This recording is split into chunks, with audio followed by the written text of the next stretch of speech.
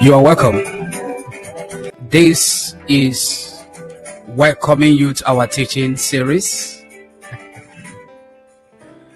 I am Pastor Maxwell Nnawuihe. I'm the spiritual leader of the Gospels International, the appointed place. I am so pleased to welcome you today. Our teaching series is focused on revealed mysteries behind Nnamdi Kanu, the leader of the indigenous people of Biafra. This is not based on propaganda or based on media attention. It is not based on politics. It is not based on tribalism. It is based on the truth as revealed in the Word of God and also supported widely by history. This is going to be an exposition. In this exposition, we'll be looking into questioning generational leadership. Questioning generational leadership. Let's pray. Father, we thank you. Almighty God in heaven, we thank you for this privilege to learn from your word. Thy word is our compass, is our chart on this very river that is so turbulent, so tempestuous. May your word continue to guide us. Grant everyone that will hear this word the discernment of spirit to see the truth, the grace to embrace the truth. Thank you, Father. In the name of Jesus Christ of Nazareth. Amen. This generational leadership is such that is endorsed by God, not those that impose themselves upon the people. No. Generational leadership that is endorsed by God, approved by God. That's why we decided to choose very important characters, examples in the Bible. Moses being the first character. We will also be looking into the case study of David and Saul. I want to ask you, please share this broadcast. It's not only for their friends, even though there is a focus, but other people can extrapolate the lessons derived from this kind of teaching series. Our text is taken from the book of Exodus, chapter 2, from verse 1. When the child grew older, she took him to Pharaoh's daughter, and he became her son. She named him Moses, saying, I drew him out of the water. Verse 11. One day, after Moses had grown up, he went out to where his own people were, and he watched them at their hard labor. He saw an Egyptian beating a Hebrew, one of his own people. Looking this way and that, and seeing no one, he killed the Egyptian and hid him in the sand. The next day he went out and saw two Hebrews fighting. He asked the one in the wrong, why are you hitting your fellow Hebrew? The man said, who made you ruler and judge over us? Are you thinking of killing me as you killed the Egyptian? Then Moses was afraid and thought, what I did must have become known. What I have done for my people to defend them has become known. And we are going to read the book of 1 Samuel, chapter 24. After Saul returned from pursuing the Philistines, he was told David is in the desert of En-Gedi. So Saul took 3,000 able young men from all Israel and set out to look for David so that he would kill him. And his men near the grass of the wild goats. Verse 3. To the sheep pens along the way, a cave was there, and Saul went in to relieve himself. David and his men were far back in the cave.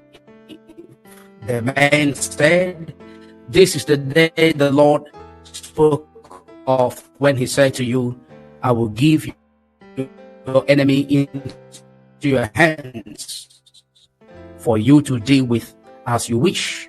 Then David crept up unnoticed and cut off a corner of Saul's robe. He just cut off a corner, a piece. Verse 5. Afterward, David was conscience-stricken for having cut off a corner of his robe.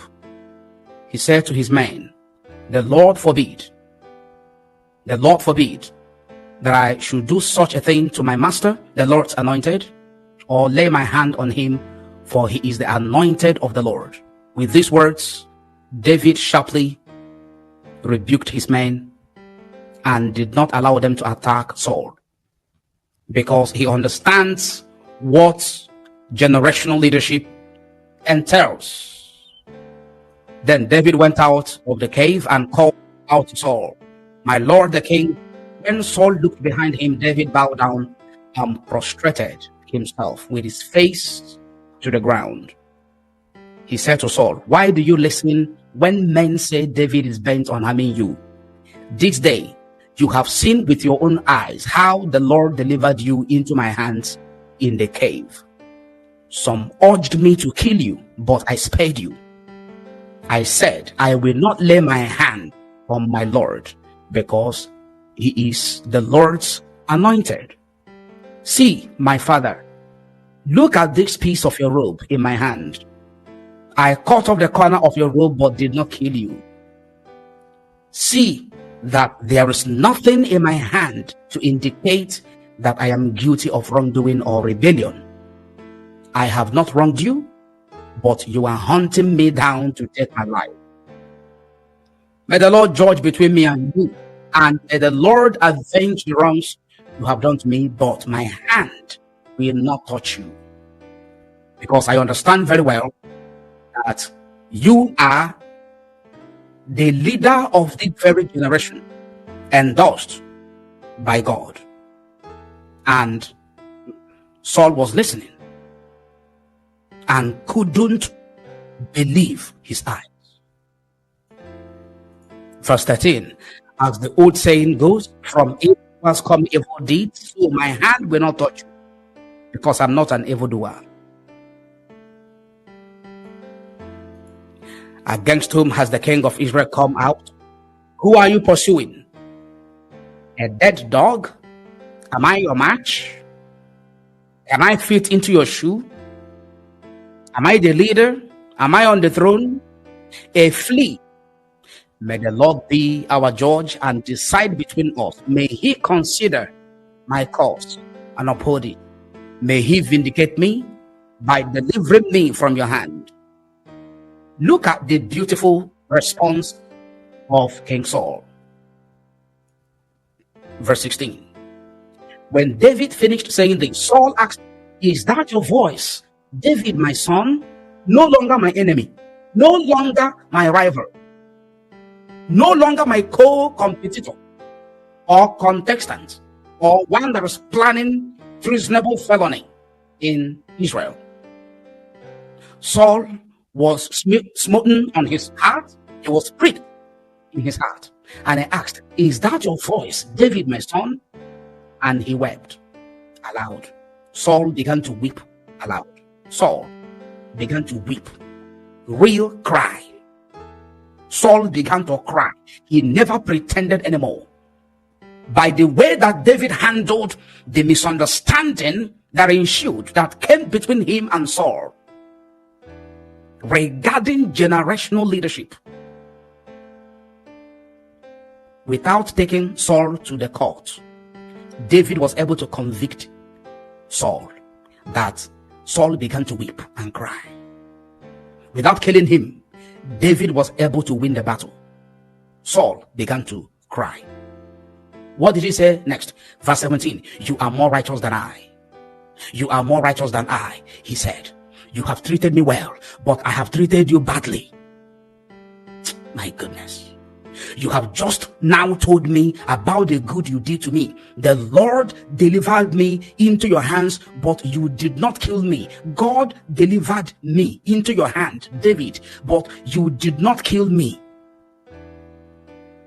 When a man finds his enemy, does he let him get away unharmed? May the Lord reward you well for the way you treated me today. This was the king, a very conscious and sincere man at this very point in time, to own up to his errors and to make amends. I know that you will surely become king, and that the kingdom of Israel will be established in your hands. This is Saul talking to David. This is King Saul talking to David. He said to David, I know you will definitely become the king, and that the kingdom of Israel shall be established in your hand. So King Saul was talking about another generation that David will become the leader. But for this very generation, he is the leader. There is no question about it. He is the leader. He was anointed by Samuel because that was what the Israelites requested. God told Samuel, go ahead and anoint him. Samuel anointed Saul and he became king. The same way that Samuel anointed David in 1 Samuel chapter 16. But it was not yet time for him to begin to ascend the throne to become the leader of that very generation. David had to wait for his own generation to lead. He did not question this very generational leadership of King Saul. He didn't. Look at the words of King Saul. I know that you will surely be king, and that the kingdom of Israel shall be established in your hands. Now swear to me by the Lord that you will not kill off my descendants or wipe out my name from my father's family. The last verse. So David gave his oath to Saul. Then Saul returned home, but David and his men went up to the stronghold. That was the end of the pursuit of King Saul to kill David. That was the end of it. No gun shot, no bullet fired, no arrow thrown, no javelin thrown, no blood spilled, no litigation, no court case, no police arrest. Because David understood the importance and the value of generational leadership, and he didn't question it. He allowed the generational leadership of King Saul to run its full course. Unlike what we are seeing today in the leadership of Nnamdi Kanu and those who are so much interested to take over from him to become the leader of this very generation of Biafrans. Share this broadcast.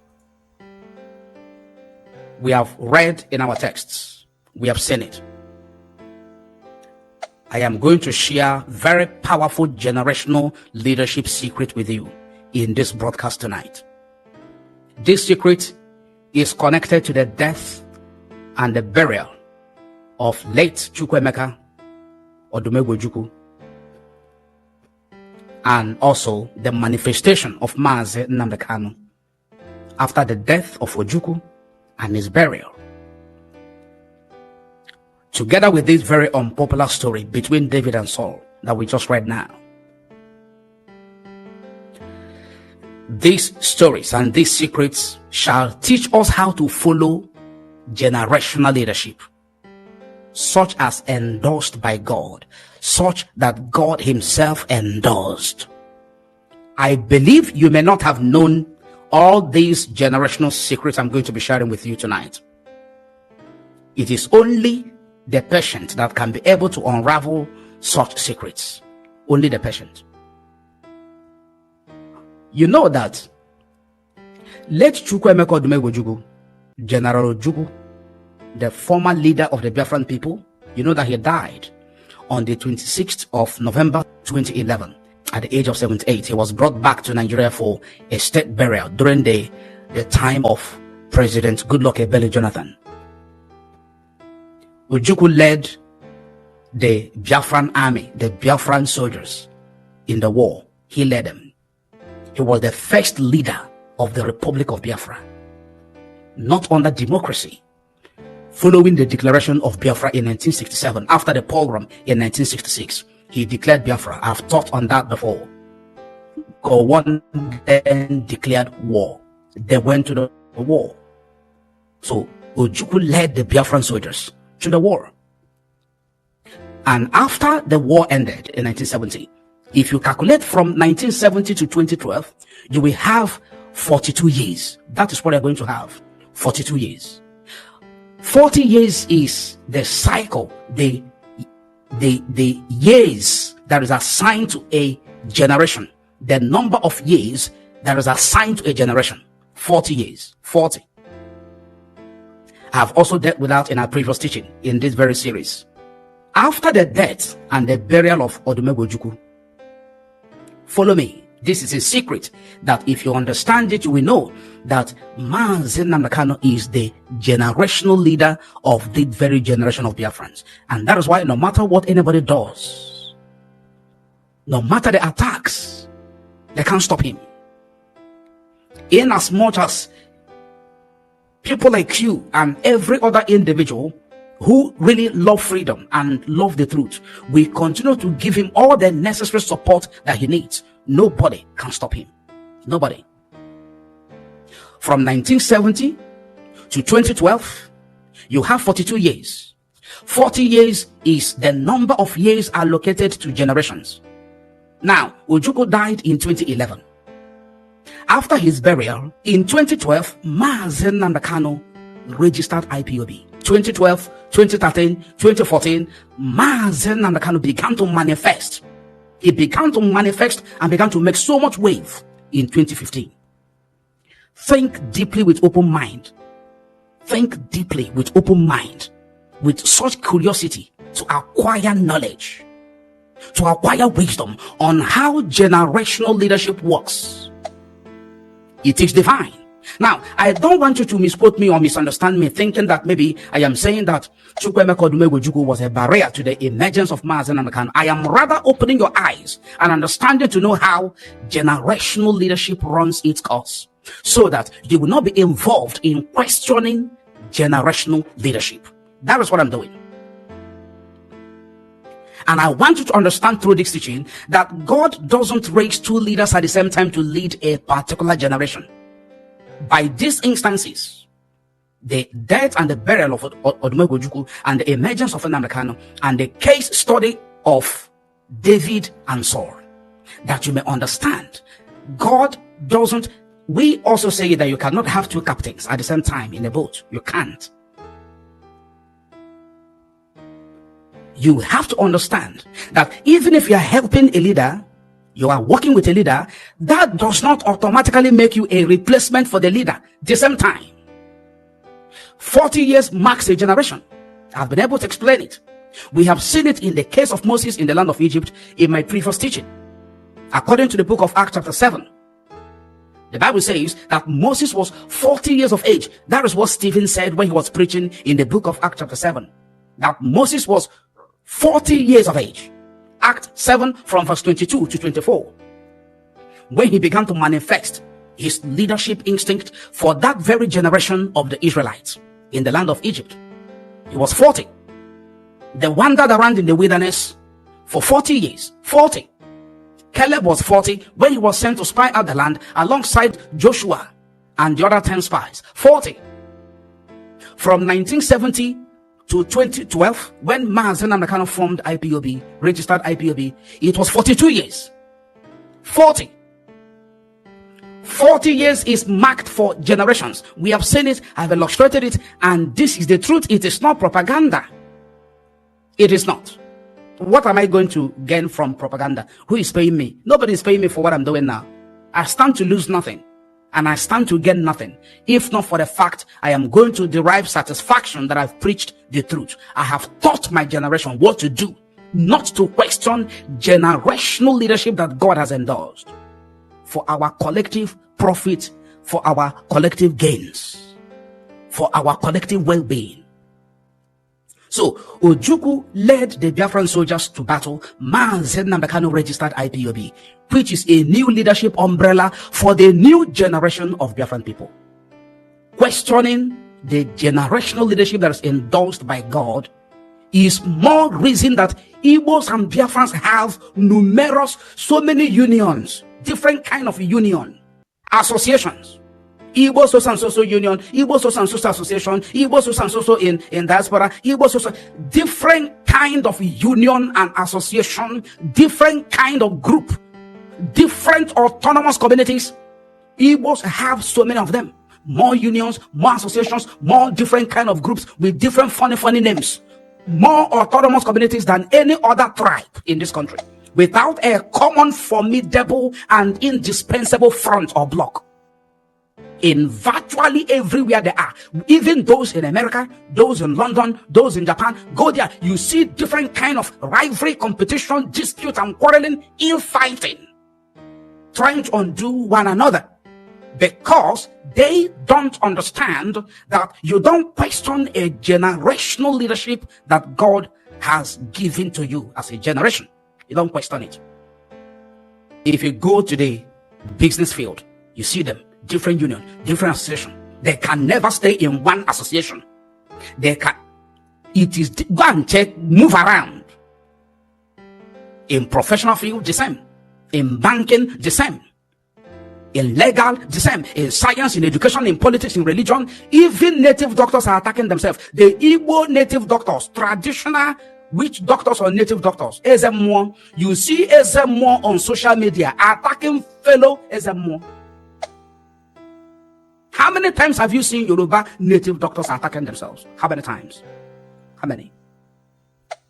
I am not preaching in the favor of the native doctors. I am giving a very clear example that is in the public knowledge, that you may understand what is happening, that we may collectively as a people desist from questioning generational leadership that God has given to us in the person of Mazi Nnamdi Kanu. If you say it's because of the fault of Nnamdi Kanu, why is it that in the business, or the union, or the association, or different groups, autonomous communities, they are fighting against themselves in different fields, business, professional, banking, legal, science, education, politics, religion, among the witch doctors, even the Yahoo, any Igbo? I don't want to say more than this, but I have given you enough illustration to understand that this is why. Because I don't know why that is in their blood, that most of them love to question generational leadership, and this is reflected in all these fields I've cited as examples so far. They fight, they quarrel, they will do a broadcast, they will do it on TikTok, they are trying to compare themselves with the other. Almost everybody wants to be the leader of his own union. Almost everybody wants to be the leader of his own pressure group. They want to have their own pressure group. They want to have their own think tank. They want to have their own association. They want to form their own umbrella so that they will use it as a front to go on. Maybe they want to become relevant or so valued to be consulted. Then by the time he achieved that very position, he will mess it up, and others will not also be under his own leadership. After clenching that very position of power or authority or whatever it is, leadership, he may possibly go to his community and take a chieftaincy title. That is so funny. In the bid to question generational leadership, you decide to sell your community in order to get ahead of a few persons in the community. In a bid to question his royal majesty or whoever that is the leader of a particular generation in that community, you now say, if I am not made a leader, if I am not part of the leadership, I will sell the whole community. Now, in the bid to question that very leadership position, generational leadership, you decide to sell your community to the highest bidder in order to get ahead of a few persons. And by the time you sell that your community, whoever that buys the community and decide to set the community on fire, then you won't have a place to call your home. We were told that Oji betrayed Dr. Ales Ekwueme. We are told in Niger State when they were to consult before the 1999 election that brought Chief Olusegun Obasanjo to power. It was actually Dr. Ales Ekwueme that was supposed to be the first president of Nigeria after the return of democracy, not Olusegun Obasanjo. It was because Oji betrayed him. Oji was speaking Hausa. He was communicating with them and discussing with them in the betrayal of Dr. Ales Ekwueme, who has gone to be with his ancestors about 2 or 3 years ago. Oji was hoping that he's going to be favored That instead of Eliezer Kweme to become the president, let him betray him so that he will become the president or he become the vice. And at the end of the day, Orji got nothing. He was speaking Hausa, thinking it's going to favor him.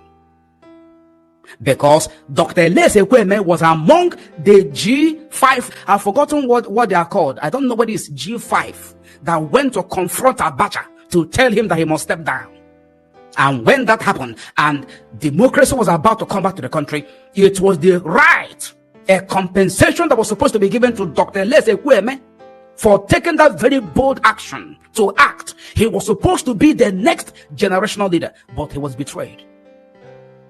And we know that the same Orji was crying at the red chamber, the floor of the red chamber, crying.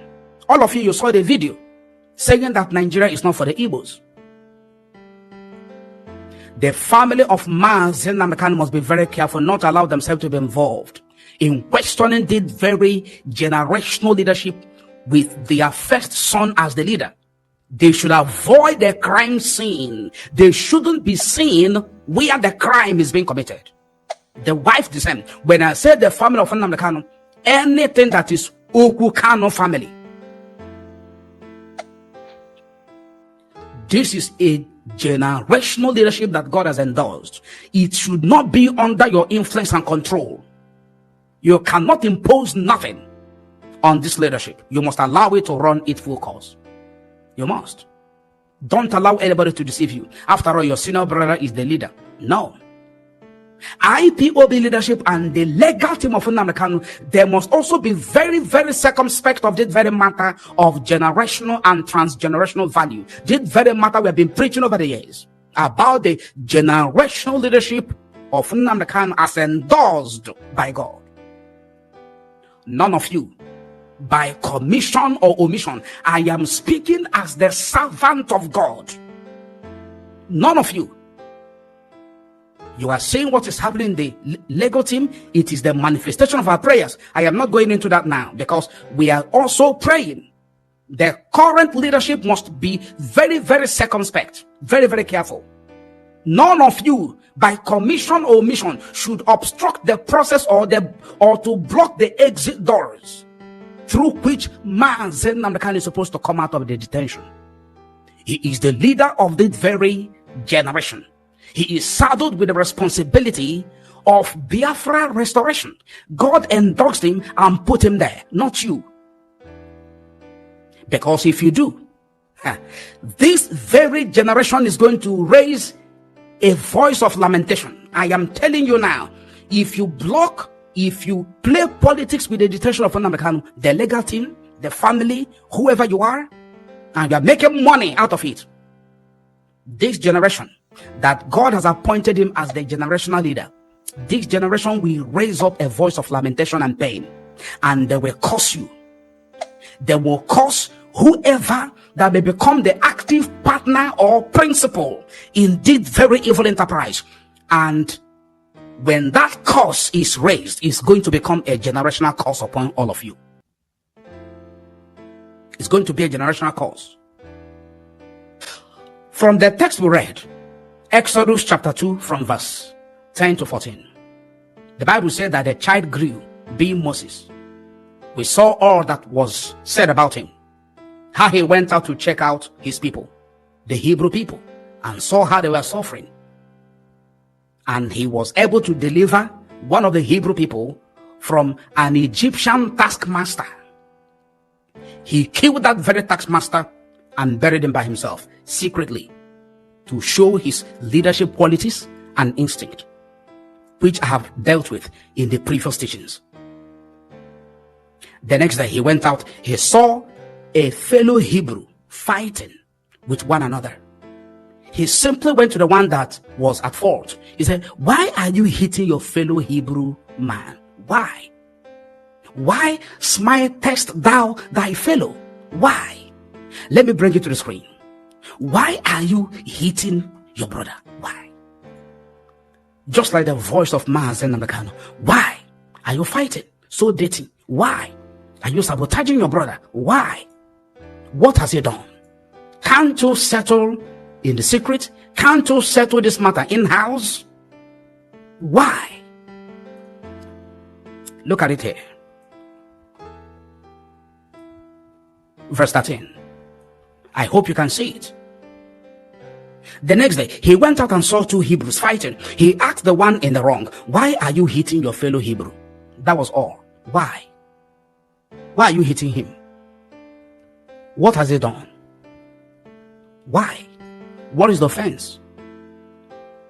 Egyptian tax masters are beating your brother. You were also beating your brother. Why? Have you not had enough? Egyptian tax master has been hitting your people, even you yourself. I delivered you the other day from the Egyptian tax master. All of you are into the same pain, the same circumstance. Why can't you allow cohesion and understanding, love and camaraderie to reign supreme among you? Why are you hitting your brother? Why smitest thy fellow? Why? Why are you fighting against your brother? Why are you smiting? Why are you striking your fellow Biafra? Why? What wrong has he done? More especially, you are at fault. What wrong? Why smitest thou thy brother? That is a conscious and a direct question that is meant to open your eyes to your insensitivity and wrongdoings. It shouldn't be misunderstood for usurpation of authority. It's not because Moses has come to usurp authority. The next thing he asked Moses was, who made you a prince? And who made you a judge over us? Who? Just like I said, among the Igbos, nobody want to be led. Oh no, they are just like Periwinkle. Everyone is wearing their own cap. Periwinkle.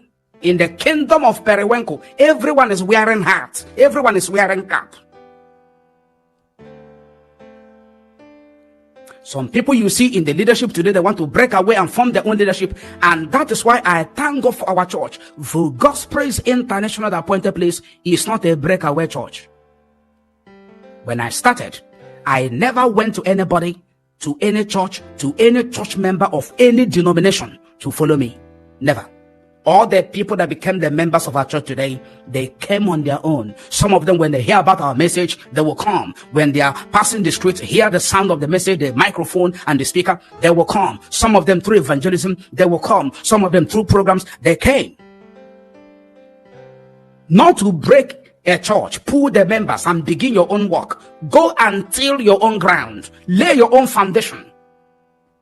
And that is why God's praise is indestructible. No man can bring down the church. Why smitest thou thy brother?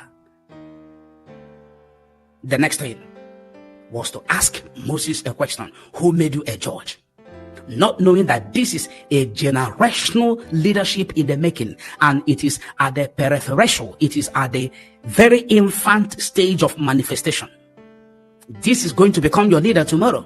This man you are questioning, this Nnamdi Kanu you are attacking, this Nnamdi Kanu you are fighting, it is the leader, the generational leader that God has appointed. You Hebrew man that is questioning Moses, who made you a judge, who made you a prince over us, he is your leader. You need to understand that it is very unbecoming and unfortunate that brethren are fighting against one another, striking one another through sabotage, blackmail, striking them through radio broadcast. On a live radio broadcast, you are lambasting, making statement that is capable of jeopardizing the collective interest of a generation, making it more difficult for the generational leader, Nnamdi Kanu, to continue from where he stopped after his release. All in the name of broadcast. All because you want to be relevant. On social media, the same. You want to become the leader. You saw the example of David. He never usurped, he never took advantage of that very opportunity. The servant were telling him, David, this is the time. As we read a few minutes ago, God has delivered your enemy into your hand. Kill Saul now. Don't allow him to get away. If you allow Saul to wake up the next morning, he's going to chop off your head. He has been hunting after you. Look at 3,000 people he has recruited, 3,000 soldiers, 3,000 warriors to kill you. He has been on manhunt against you, down to this very wilderness. And now you have the opportunity. Kill him. God has handed over your enemy into your hands. David said, no, I cannot do it. What did he do? He took scissors and cut a little part of the skirt, the outer cloth of the robe of Saul. And he went back to sleep. The next day, Saul came out. He now called him and showed him and said, my master. He even called Saul my father, a man that had been trying to kill him, to hunt him down at all cost. David never put forth his hand to kill him when he had opportunity. When Saul lost consciousness, when Saul was unguided, David never took undue advantage. Many of you may have taken undue advantage of Nnamdi Kanu when he was not in his best mood. And you sold him out. You gave out his location. You betrayed him. You stabbed him in the back. And you think you're smart? To question the leadership for the generation that God has appointed. David had a privilege. He didn't do it. He said, no, I am not an opportunist. I can't do it. You need to understand this. You are supposed to work in cohesion. You are supposed to live together, work together in cohesion with corporate vision, one vision against your common enemy. Who is your common enemy? It's not a Biafran. It's not a Nnamdi Kanu. Who is your common enemy? It is the Egyptian tax master. So instead of you to go and show your muscle, to show your power, you have the power to strike your fellow Hebrew. Go and strike that very Egyptian tax master that have been flogging you people, putting you under very heavy and hard labor every day. No, you wouldn't do it. You want to flex your muscle, to hit your fellow Hebrew because you have the radio, you have the platform, because you have the fund. You don't want to release the money that is meant for a particular project and IPOB. You seize it, you divert it. Man, Nnamdi Kanu said, I want Biafran land to be very calm. How many of you have obeyed? How many of you? That is the voice of the generational leader speaking. The tax masters are striking your brother, and you're also striking your brother. The government is abducting IPOB people, killing some of them, jailing some of them, putting some of them in different kind of secret cell. You are also kidnapping your own people. You are trying to undermine and you are questioning by your action the generational leadership of Nnamdi Kanu as endorsed by God. You must understand it. Our people are faced with both external and internal aggressions. And Nnamdi Kanu, just like Moses, came to make a reconciliation between us, to lead us to freedom. And he asked, who made you a prince and a judge? Do you want to kill me the same way you killed the Egyptian? God made him a prince. Nnamdi Kanu did not make himself a prince. God made him the leader. Not by his suggestion or application. The stubborn, ignorant Hebrew questioned leadership role of Moses without knowing that he is questioning God's chosen deliverer and liberator in their generation. Questioning generational leadership. Let's pray. Father, we thank you for this privilege. As we have heard your word, cause it to sink. Let this word be embedded in our consciences. May it never leave our hearts until we begin to pay heed to your word. Thank you, Lord. Give Nnamdi Kanu all the grace and the strength to lead this very generation to freedom. In the name of Yeshua, we have prayed. Amen. I am Pastor Maxwell Nnawuihe. Goodbye from here. Welcome to God's presence. Worship with us at Voco Sprays International, aka The Appointed Place, number 3 Tom Agbuji/Cherubim Road, 2nd floor, off UST Roundabout, mile 3 Diobu, Port Harcourt, Rivers State. Service days: Saturdays 8 to 11 a.m. Sundays 8 to 11 a.m. Last Wednesdays, Communion and Vigil 10 p.m. to 2 a.m. Wednesday Counseling 11 a.m. Call or WhatsApp for more information. +234 0708 476 7258. You shall not be disappointed at the appointed place. Support the work of God under our care. Proverbs 11 verse 24. It is possible to give freely and become more wealthy. But those who are stingy will lose everything. NLT. The harvest is great but the laborers are few. Luke 10 verse 2. Dollar account. Nnawuihe Maxwell Nnawuihe. Account number 20405455574. 20405455574. Swift code, FBNINGLA. FBNINGLA. Bank, First Bank PLC. Naira account, Maxwell Nnawuihe. Account number, 10198666723. 10198666723. Bank, Polaris Bank Limited. Given it shall be given to you. Good measure, pressed down, shaken together and running over, shall men give to you. Luke 6 verse 38.